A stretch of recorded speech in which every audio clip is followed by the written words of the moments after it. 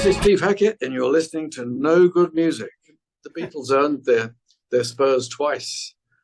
First by capturing our hearts and minds when we were about 12, and then later on completely reinventing themselves, having the maturity to put down their own instruments at times and let other musicians take over in order to explore the songs and the narratives and the whole kind of musical, not just the Magical Mystery Tour, but the Odyssey that they took us on, where we would hear things and think, what the hell is that instrument? What is that? And I think that's the job of music even now. What the hell am I listening to? No piece of music is gonna thrill everybody. It just isn't going to happen. But hey, you can have a damn good go at it, with long form.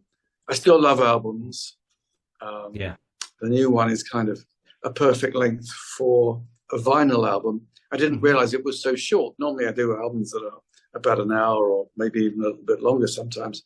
And this one came in at 45 minutes. And I thought, well, am I shortchanging people? But actually, yes, it will fit on vinyl either side. And there you go. With all the resurgence of interest. That's not the shortest. I mean, there's albums that are 30 minutes. Yeah.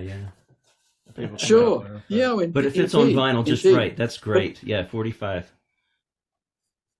That's right. Well, that's the thing. You see, you could say that music shouldn't be judged by the yard, or by the minute. It's if it thrills and it's the perfect length for vinyl, then that's I like. Or Foxtrot, particularly because it kicks off with science fiction.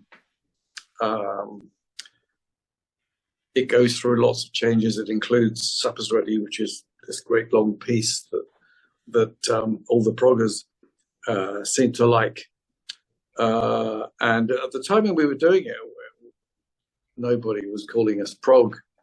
It was progressive wasn't being used. That was a term that was being used to describe free jazz in the 1960s, which bled into the 1970s. The term first came up in the early 1900s with Richard Strauss talking about Edward Elgar. The term progressive. Then it fell into disuse, this term.